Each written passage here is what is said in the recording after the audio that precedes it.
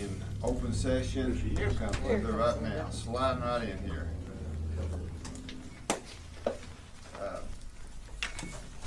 We're now back in open session.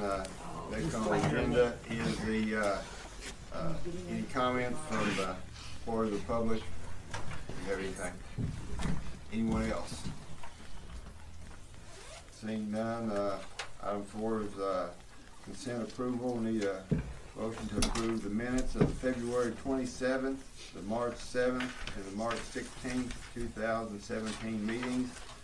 All bills that are due and payable, and our treasurer's report.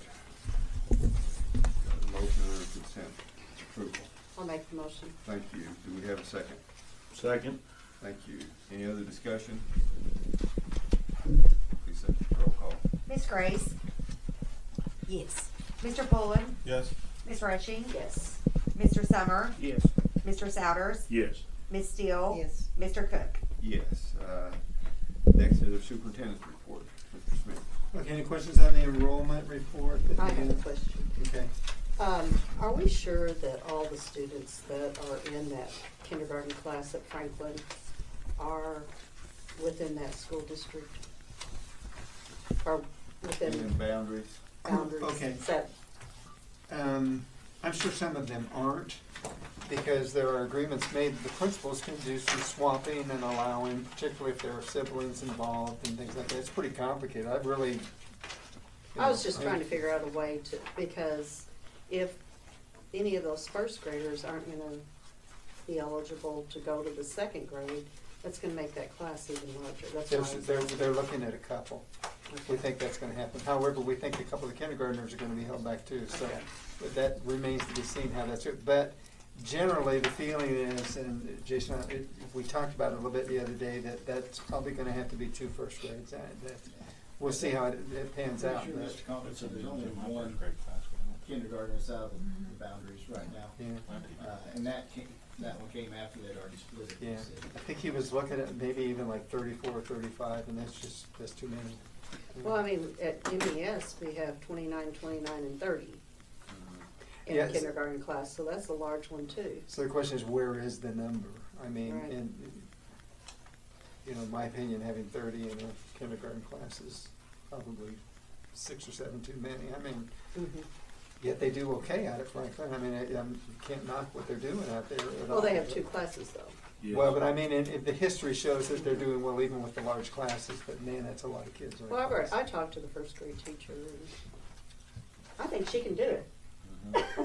Haven't talked to her principal and tell her that. No, I'm teasing. Okay. Any other questions on that? Franklin usually runs about 33, 34 kindergartners. Okay, I was there. They've always been. They always had. They're big. well, yeah. They're big. It was one of the first classes I visited, and I almost couldn't get in the room. The desks were so But at tight in times, there. by second grade, there's not always as many. Well, I assume we've asked if any of those children would like to go to Jefferson, just because they have a smaller class size, maybe. They That don't know. I don't know. Did we give them that? Mr. Combs No. always sent a Yeah, letter. I feel. Of course, we would have to transport them if it was on us. If they wanted to voluntarily do it, then they'd have to do their own transportation, but we. Yeah, I've known the people that have done that before, just transported them. Those numbers changed so much over the summer, though, it's probably That's best to true. look at that in That's true. August. That's the worst of it. Yeah.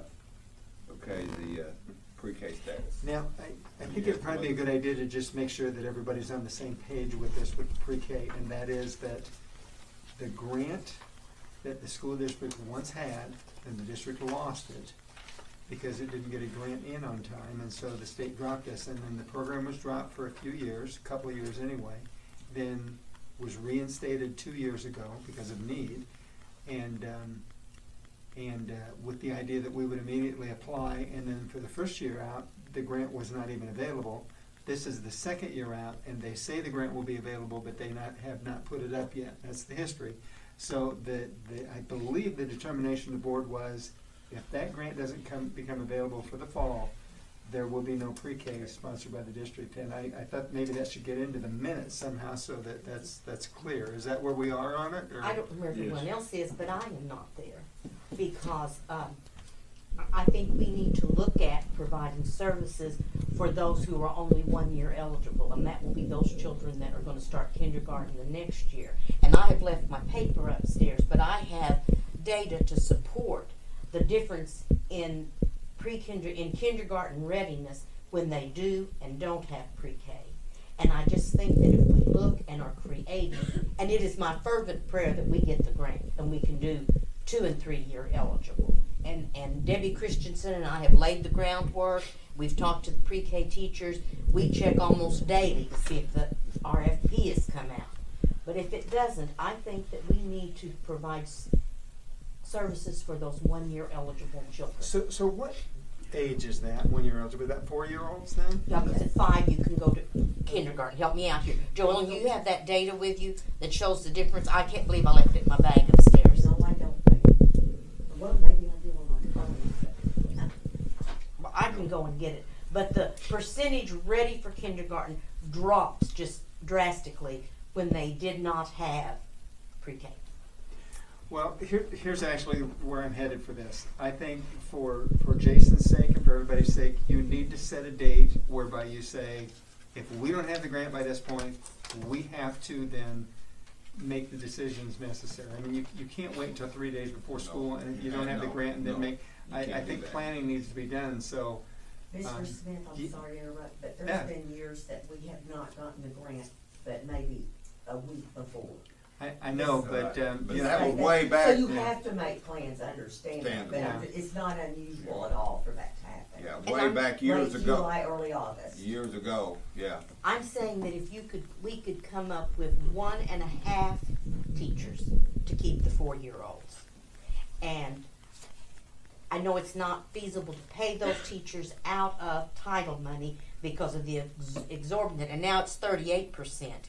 You have to pay benefits.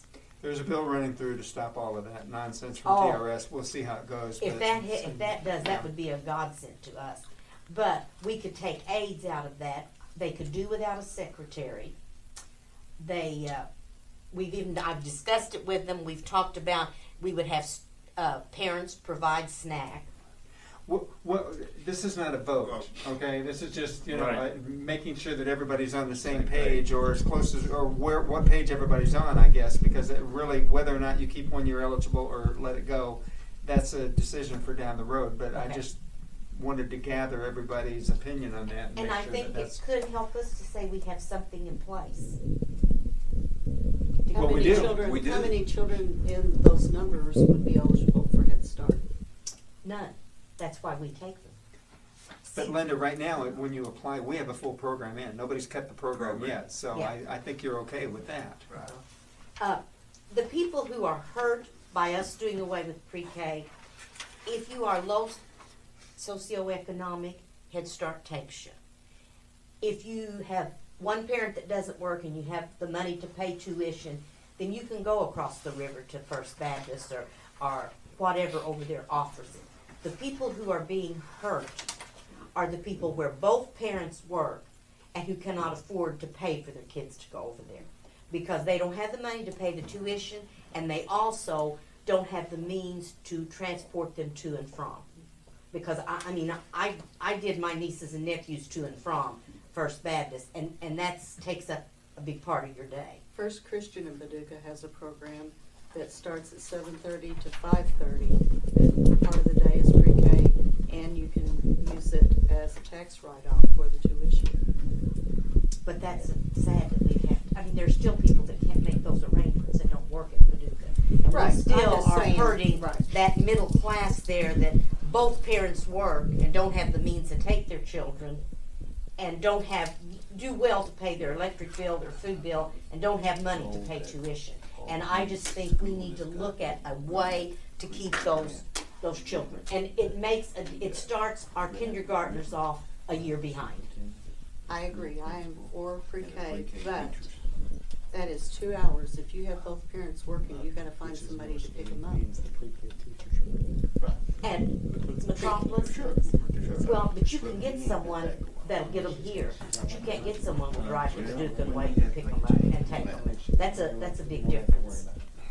I think there's lots who can't do either way. mean, Yeah. it's sad. You're Yeah, right, it is. it is sad. And- Hopefully, and- we're gonna get the grant. I mean, I'm gonna do my Find out. very dead level best. Debbie Christensen is wonderful, so are those pre-K teachers. You know, They're did- helping did- us Did the write. pre-K teachers big involved in writing this grant? Or We- are they we've met with them always- several, because that's- yeah, and I've gotten been told that information. pre-K teachers are always heavily involved in writing for that. They- Well, we Grant. haven't And the been prin- so and the much in principal past, and- but and there's the- other people The- throughout southern Illinois, Polk County. I talked to people in Goreville. They help write it, don't they? However, I did look. Joellen, you the are grant hasn't even pre-K. been available. to Oh, it's today. Yeah. You It's are not- pre-K. no, I There's no called, grant I talked to No them. grant, that's what I mean, there's been no grant to write for, I know, this is it. Okay. Okay, I've got two other things. I got a call from Sheila Basinger, whatever her new name is now, and they're going to open bids on April 17th for the primary building for the tornado damage. And she was wondering if we could get a jump start on this, if there's any way we could put together a meeting late that afternoon or early evening, just so we can approve the bid, whatever it is, the low bid, and get that work started. So can we Okay, get when's together on April 17th?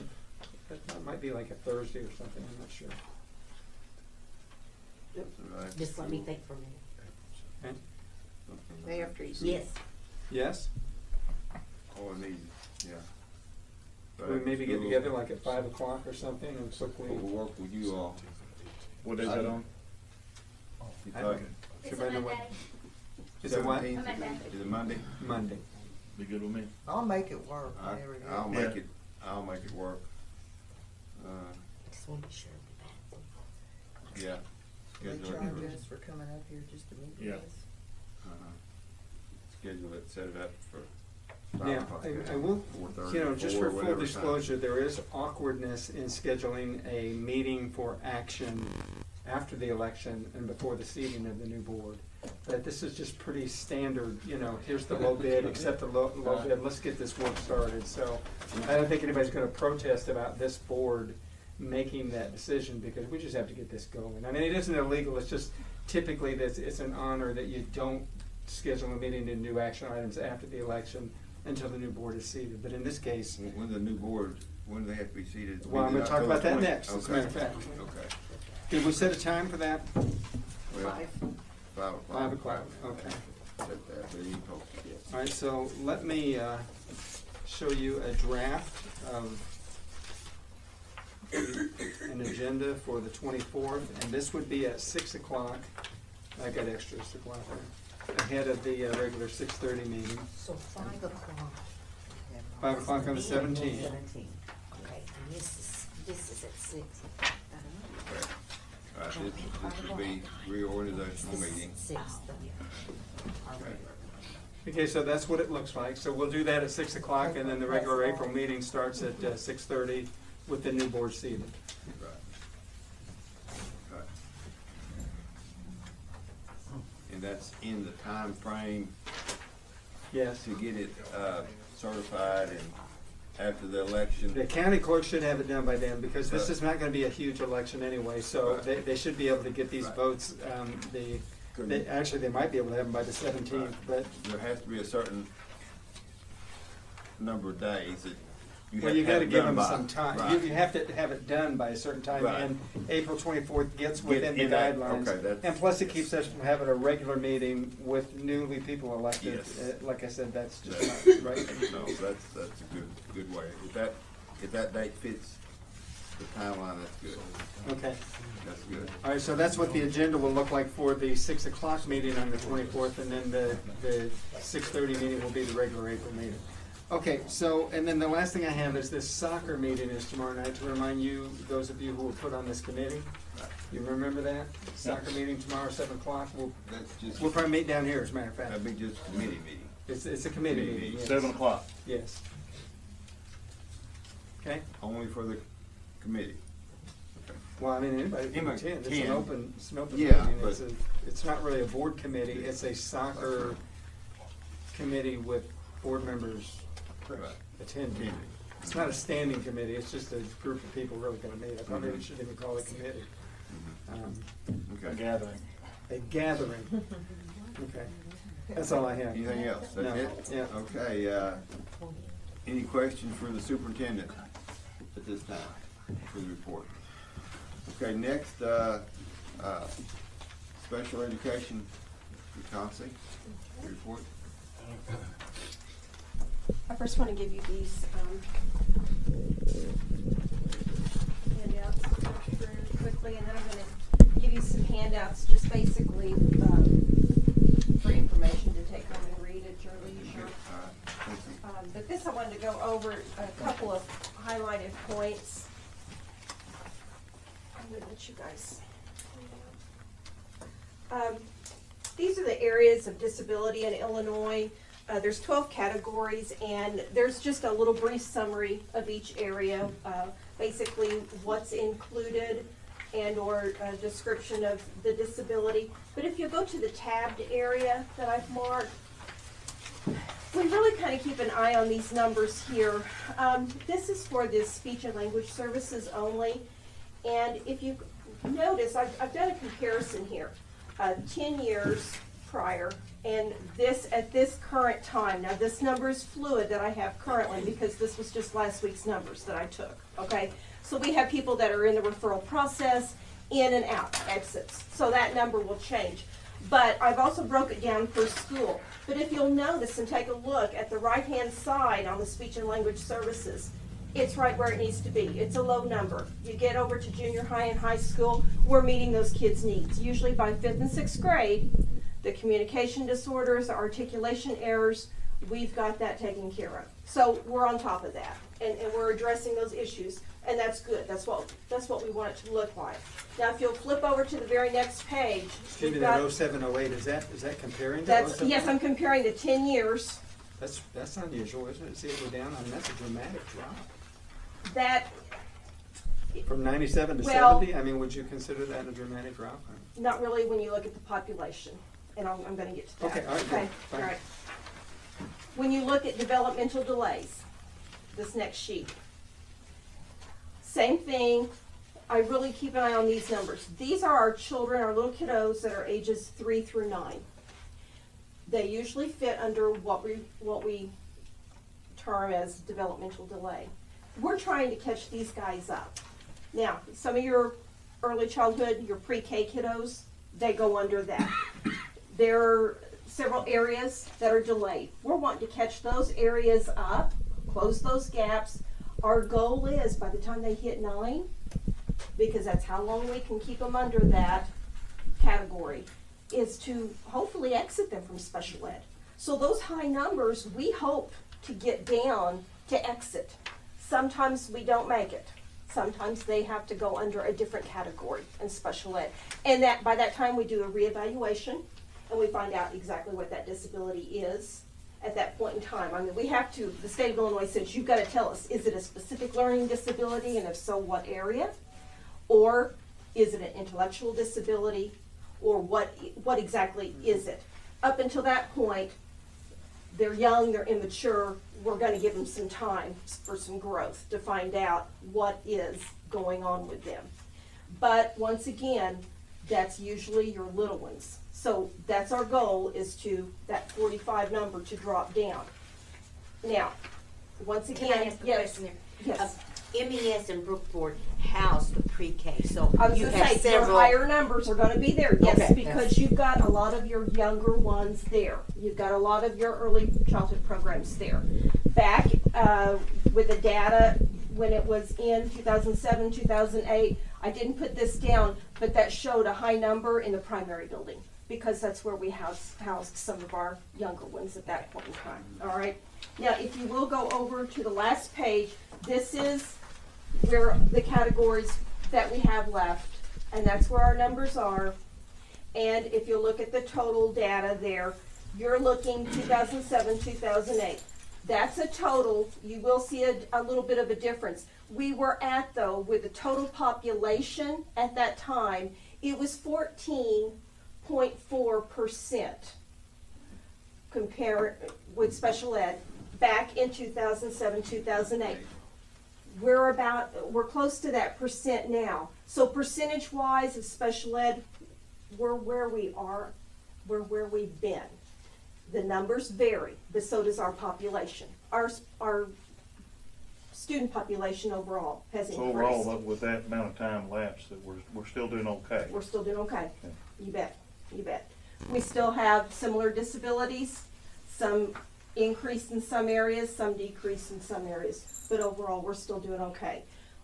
Like I said, the ones I really watch are those speech and language, that's those communication disorders, and I watch those developmental delays, because we want to really try to put all those resources, pour them into those little ones, get them early, so we can hopefully exit them as quickly as possible. Now, these next, I'm just gonna give this to you, I'm not gonna go over it, you guys are very capable of reading all this for yourself, but this gives you a little history of the referral process, of what we do actually to get going on a referral, and also our RTI program, and how the tiers help us in actually preventing many of our students from entering special ed. And we can address a lot of our issues through the tier program. And I'm just gonna give this to you now. And then I will out of your way. And if you ever have any questions, feel free, you can ask me tonight, or feel free to stop by the office or give me a call on any of this material once you've read it. Francie, I have a Yes. question for you. Yes. So, in your circles, are you discussing any of this Andrew versus Douglas County case, this Supreme Court? I don't mean to catch you off guard with that, but are you aware of what that is? Where they ruled that special education progress has to be more than slight. Oh, yes. It has to be expected, but it has a court case behind it now, and some are worried, some are saying, nah, Illinois is already doing that, so do you land on one side of that or another? We have, and I will have to say this district has always been that way. Our growth is data driven. I mean, what we put down, and which is what I have told my teachers, when you put down the growth, it has to be data driven. So we can stand behind what our students are doing. If it's not, if we don't have the growth, that's with our progress monitoring. That's with our RTI program, the tier groups, that's what we're doing. If we don't have the growth, then we need to change that intervention. It doesn't stop just because they go into special ed. It amps it up. We do even more. And so then we want to know, what is that intervention? If it's not working, change it. Let's get another one going. So we have the data that drives not only the goals, but the present levels of performance. That is a very important page that we fill out on the IEP. So yes, we have to know that, and that guides everything else in that process on that IEP. Well, I know school districts that are phoning in special education services are gonna be in trouble. They're gonna have to start I'm showing sure some of them are, because they're not stepped I up. wasn't meaning to imply that we do that, Yeah, I'm just saying no. it was a pretty big decision. Mhm. So we're pretty well in line with that. Oh, yes, we have been. Okay. Very good, thank Thank you, you. Patsy.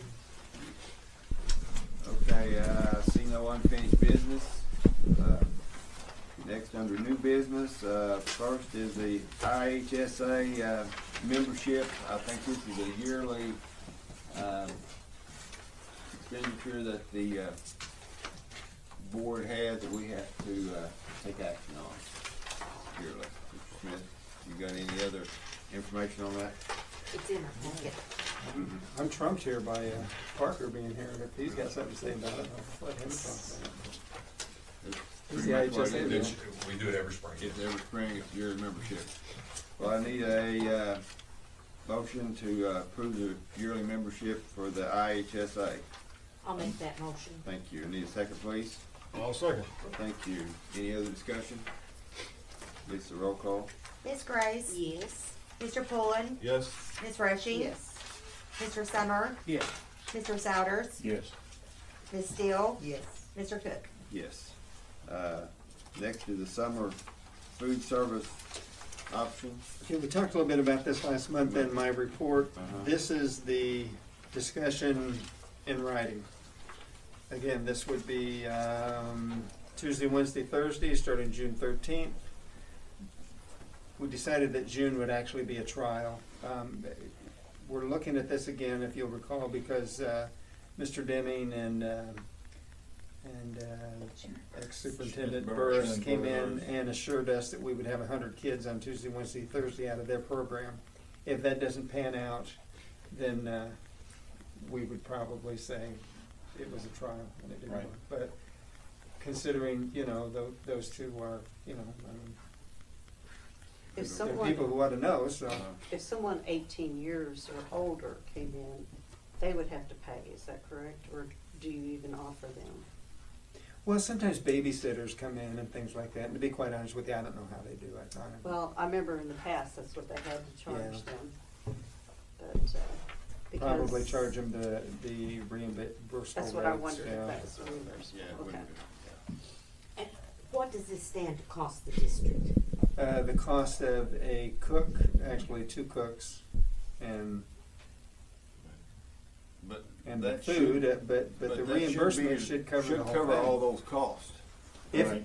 if they If can you get get the numbers. 100 kids there on Tuesday, Wednesday, and Thursday, this program will be okay. Okay. But if we don't get 100 kids there, Then we're gonna stop it after a couple of weeks and say this isn't gonna work. okay, because, so, what is the probably ballpark, the most it could cost the district?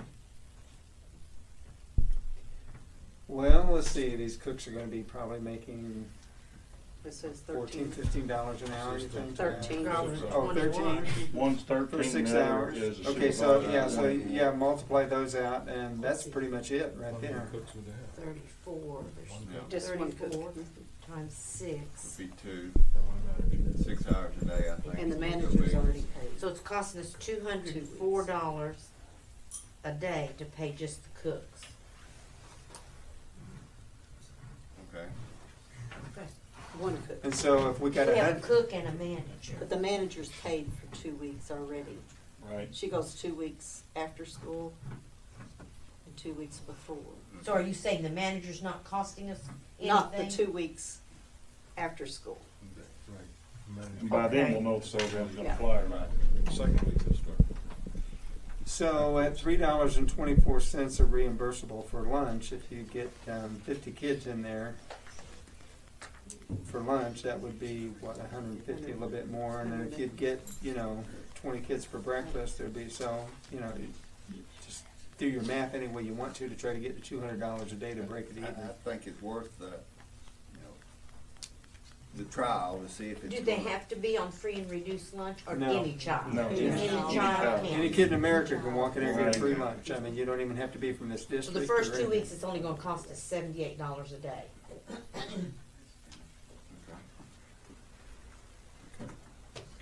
Okay, yeah, looks like that. If no one comes. Well, they, I'll take Well, that they back, met- because they really she'd seem be to done think that, before that June 13th, wouldn't she, Yeah, maybe. the manager? And we do it, They're do we even- do they're it even- 3 they're even days a looking- week, or do we do it 5? 3. We do it only 3. It says Tuesday, Wednesday, Thursday there in my, On there. that, All right. those were the days where they told us they could get 100 kids over there. need a motion to approve the, summer food service. I'll make the motion. Thank you. Need a second, thank you. Have a motion, a second. Any other discussion?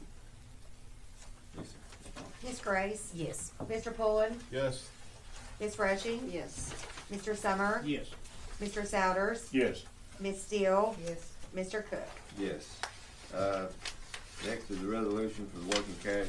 Okay, so Debbie and I have talked a little bit about, actually a lot about cash flow this summer, and concerns about, the state getting up their end and how soon tax money will come in, and I trust my treasurer when she says I need provisions in case it doesn't come up. So we'd like to do 2 things here. We'd like to abate the working cash by $800,000 and then put in place tax anticipation warrants. And by the way, I have a copy of this anticipation warrant resolution. It's several pages, so I didn't Right. send them out with, I think I got 3 or 4 here. We didn't do this last year, did we? No, we've never done this here, but Okay, this that's is, what I thought. so the anticipation warrants are for $3 million in increments of $1 million. Hopefully, won't have to need one of them, but if You gotta things, have it in place. Yeah, they gotta be ready to go. Yeah. If you'll notice yeah, there's a couple more over there. If you notice what happened up at, was it Ziegler Royalton, where they came up short and couldn't make their payroll? And see, if, I don't know what's going on up there, but as you see this stuff coming, you gotta back up and have a provision for making payroll, especially over the summer when the state aid stops after July. June, sorry. So again, it's just, most of it is just precaution that can happen. Yeah, you gotta have it, and you gotta have it in place. You don't want to have A them few have to months have an ahead, emergency yeah. meeting to borrow money Yeah, because you it's wanna have kind it- of scary. Yeah, you have to have the lawyers involved, All the the- bank involved and all that. Yes, it just takes a while to get all this in place, so. So this these is are- typically the month when if it was ever done. We've done it a little bit earlier. than we March, wanted to or before. February, March was usually the months that you, wasn't it? Maybe. We've done it even a little bit later, Was it but it's about the same That's right. time. We have them ready, but it's usually in the summer. in the summer when they in do them, yeah? August, September, where we've had to use them. Right, okay. And the, let's see, the anticipation warrants, and again, we're borrowing from the anticipated taxes coming in the fall. When is the ending date where we say, okay, we're not gonna need it anymore?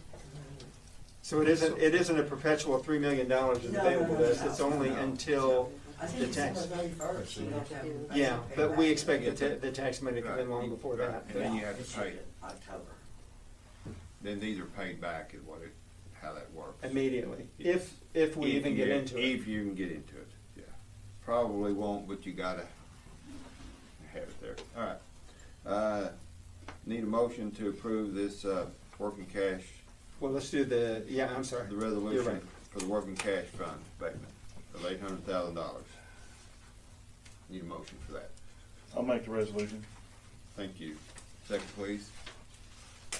Second. Thank you.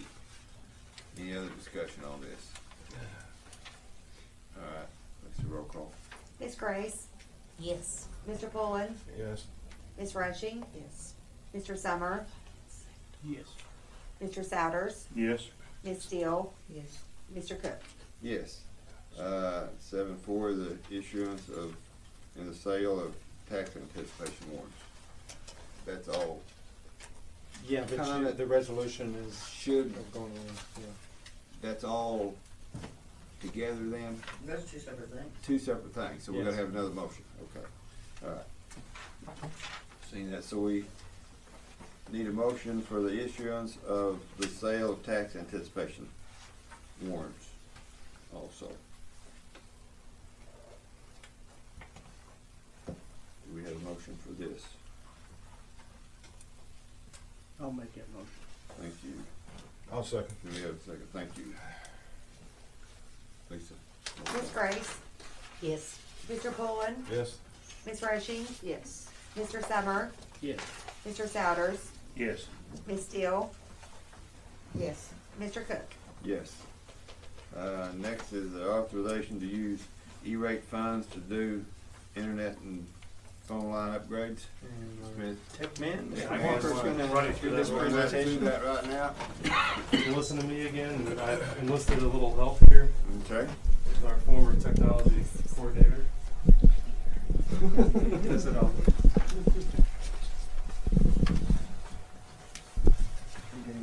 Hey.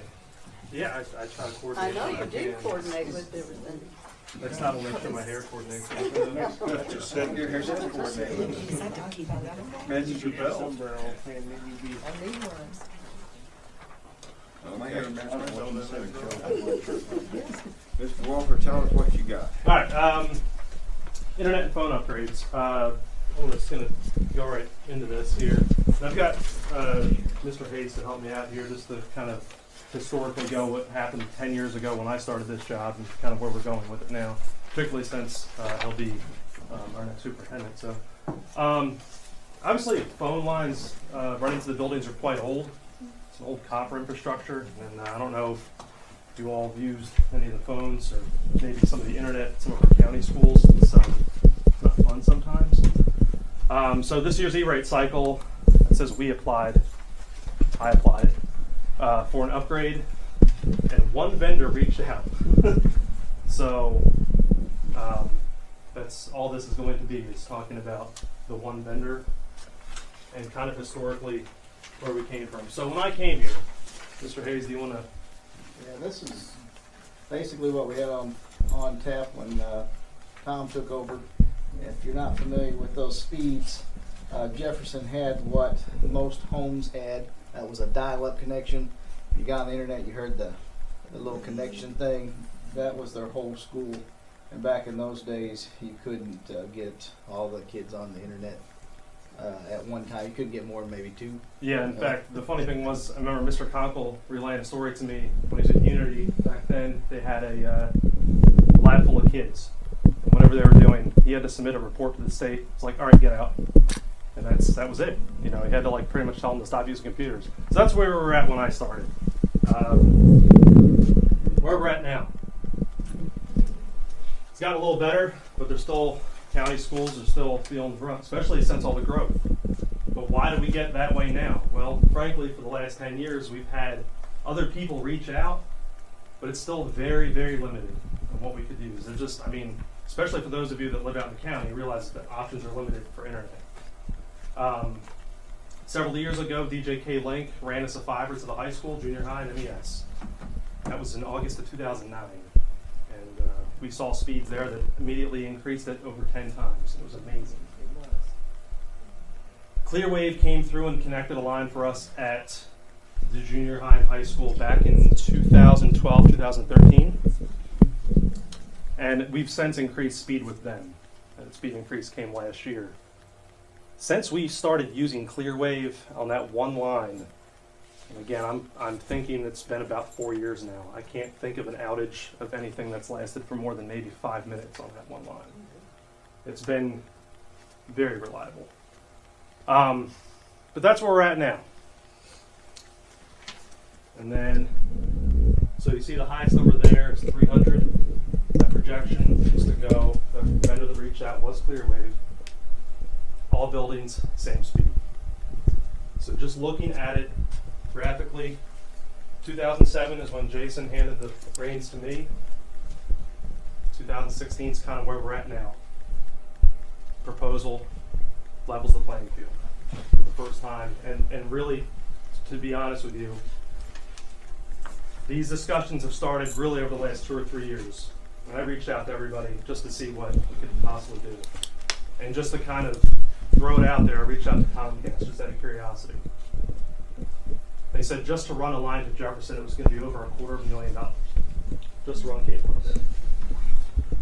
So you can imagine kind of the, things that we had to play with, because they were the only people that were willing to do it at the time. I'm like, no, it's obviously not going to happen. So that's kind of what's projected. The Clearwave feel like they will be at all these schools. In fact, I'm sure you've seen the trucks around town already. They've already been running line. Now, not necessarily for us, but it would feed off whatever they're already And one of running. the things they told us, which I was kind of interested in, the reason they can get to all these county schools, especially even Jefferson, is they ran the fiber to all the cell phone towers. And there just happens to be a cell phone tower close to all these county schools, like up there on Old Marion Road. So they're not that far away. And so, so instead of running a line from in town like another vendor would have to, all they have to do is connect from there and go.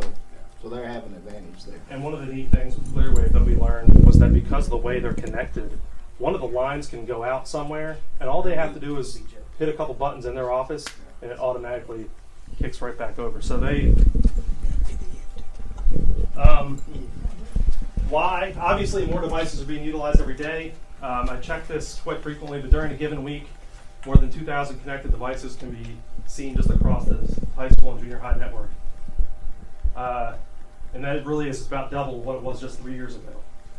So basically, we can almost account for 2 devices per person per week, just that walk in. Cell phones, visitors, stuff we have on site, with laptops and all sorts of things. With Clearwave, gives us the one network and one vendor. I don't know if you saw the previous thing on your packet, but we have 7 vendors right now. Right. And it makes it hairy paying bills and then trying to file the E-rate paperwork myself. Some companies play nicer than others.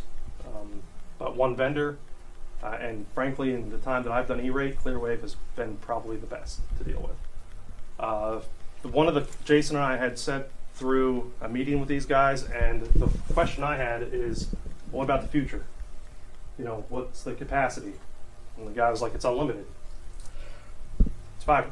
So once they're run, Light speed is the yeah, the end. yeah. So this is it. You know, this, like, looking at this, I was like, wow, this could potentially be the last contract that I would ever have to do if I decided to spend the next, 25, 30 years here. So that would be it. But reliability, scalability, and future-proof. And last but not least, the amazing thing is that whenever this started, I was like, this has to be somewhat of a cost savings. So how can we make it better and still save a little money? Right now, after E-rate, and again, I'm kind of doing an average here, telephone, internet cost, we're at about $54,000. Projected, if we decide to take the Clearwave bid, again, it's the only bid that came, it would save us about $8,000 a year for the next couple of years. After 2019, that would the savings would increase even more. So after 2019, that yearly savings jumps over $22,000 and increases our speed in the same time. So not only is it getting better, saving a little money. Again, I know it's not a lot of money, but frankly, if you look at it as a whole, it's not a lot of money anyway if you think about what it is, because all the phone lines, all the internet for every building, board office included. That would simplify things, wouldn't it? Sure, it sure would. I know it finally leveled the playing field like in Exactly. Franklin and Jefferson. And that's one of the Exactly, 'cause it's like the dark ages concerns that out. I always get is, internet is horrible at Unity. Internet's horrible at Franklin, or whatever it may be. And I get it, understand it. And I've been trying for years to make sure that we got better service out of these places. It's frankly just been nothing available until now. It just took this long. Just a few additional notes. This is something Mr. Smith and I have talked about over time, and it does make sense. Phone lines leading into the building would be upgraded, and this could easily now allow for a possible centralized phone system in the future, where you could just ring in here, and we could automatically direct you out toward Unity, Franklin, wherever. The other thing we still have, this is the other side of E-rate, because the way that Clearwave did this for us, it doesn't touch our build money. We still have $130,000 sitting in E-rate Category 2 funding, which I used about half of that. The other $130,000, I should say, a couple of years ago to improve all of our networks internally. So that money's still sitting there that we could use for other internal upgrades. And then right now, Clearwave serves over 200 educational facilities, community colleges, and SIU. And 170 of those are K-12. So it's not like they're just a fly-by-night operation. They're essentially serving Southern Illinois. And we just haven't bit completely yet. So This would eliminate copper for phones, and so I don't know about the other schools. At the high school, when it rains really hard, there's one line that you can't hardly hear on until it dries up because it gets wet somewhere. This would eliminate everything. Would come through the fiber optics, and so that would change all of that. What is this cost going to be to us right now? it really doesn't change anything. We're just changing the contract It's not over. costing the city money. No, there's no build. It's the builds into the contract. There's no build money. That's why I did that the way I did it. Again, that's why. I mean, that's kind of why the savings isn't like this gigantic number. You know, right now $9,000 a year, but there's a lot of build cost into that. You can imagine if if Comcast told me that just to run cable out there was over $250,000, you can imagine what that would be to all the buildings. So I can't imagine how much that would cost to build, but for out of pocket right now, not a dime. Well, you understand at this juncture, I have to ask that question. Of course, and I was ready to answer it too. How long, Tom, would it take to set this up? Is it pretty automatic? Yeah, we've talked to them, and they kind of gave us they were ready to, if they had everything, you know, as far as cooperation with the weather and stuff like that, they could be, you know, theoretically ready to turn it on by July 1, which is our E-rate date. Yeah. Man. Have we checked with any of the other institutions that have this service? Yeah, and everyone always has nothing but, you know, and we already have it too. We already have, you know, one line ourselves, and it's always been always positive. So We have Clearway down at Shawnee College. Yes. It's been there for a while now, and they've been, it's been excellent. Yeah, there's no outages, and they're good to work with. They're right now in the process of installing one of their hubs out at the Metro Center, which is making all this possible.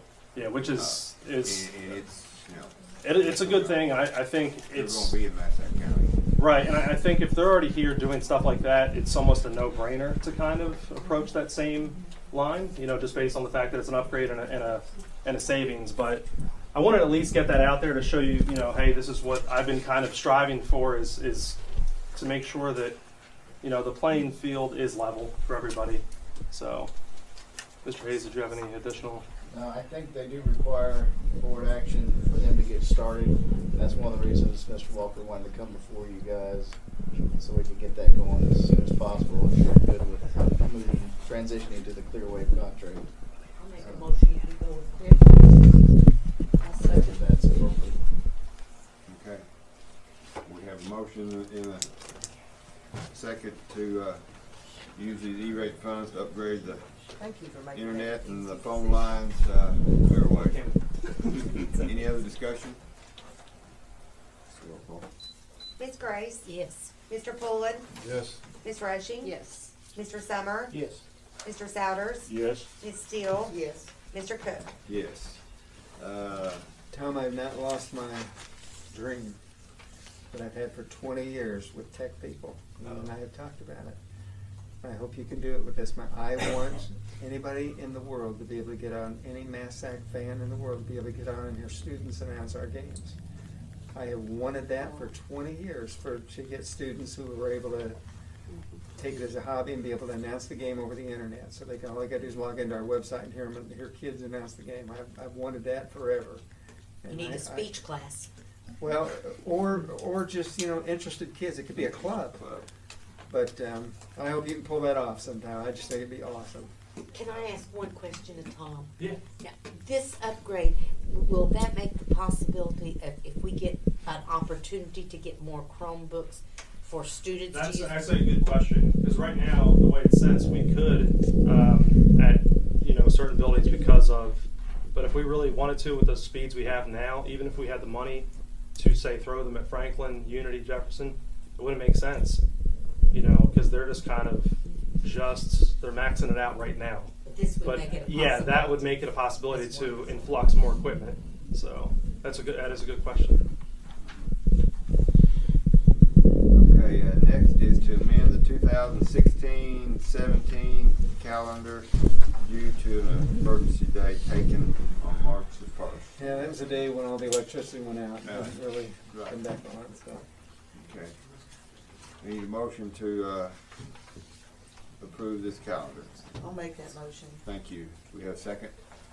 I'll second it. Thank you. Lisa, roll call. Ms. Grace. Yes. Mr. Pullen. Yes. Ms. Rushing. Yes. Mr. Summer. Yes. Mr. Souders. Yes. Ms. Steele. Yes. Mr. Cook.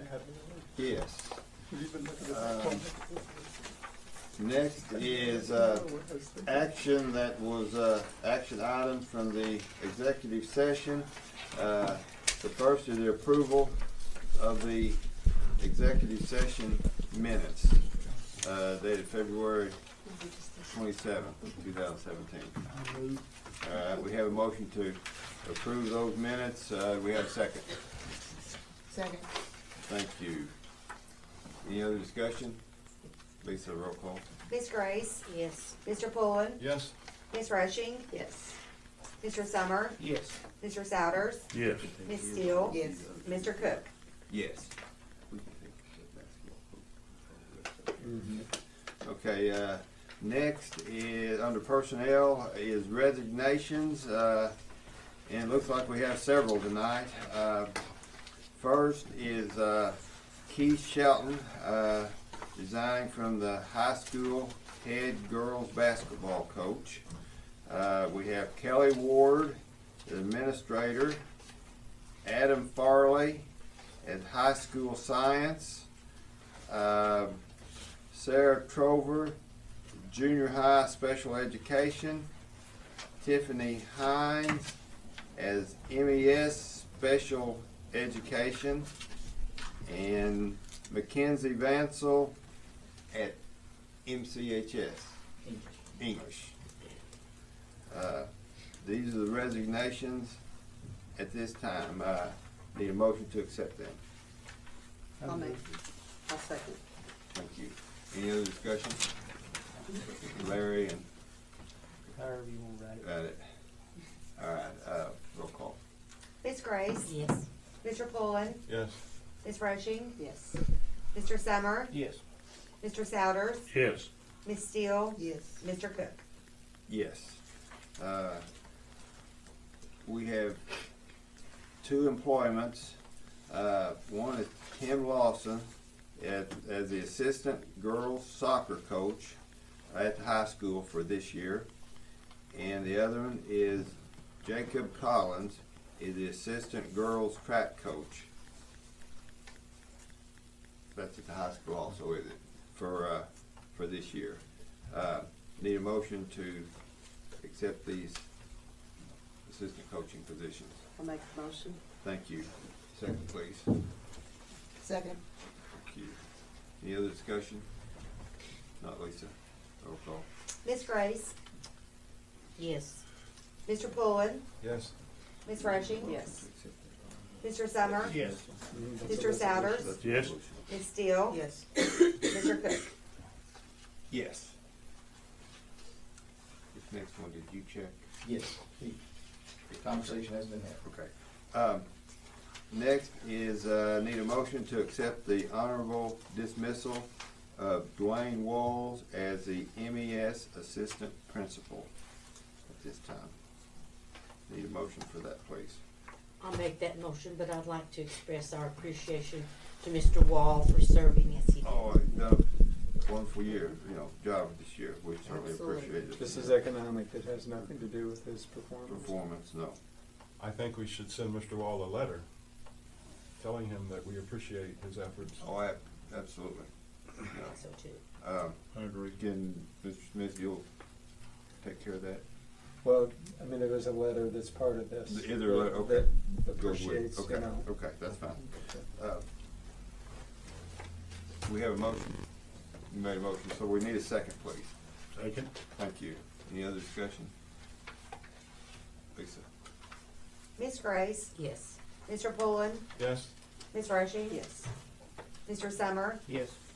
Mr. Souders. Yes. Miss Steele. Mr. Cook. Yes. Next, we have two expulsions for students G and H. Mr. Smith?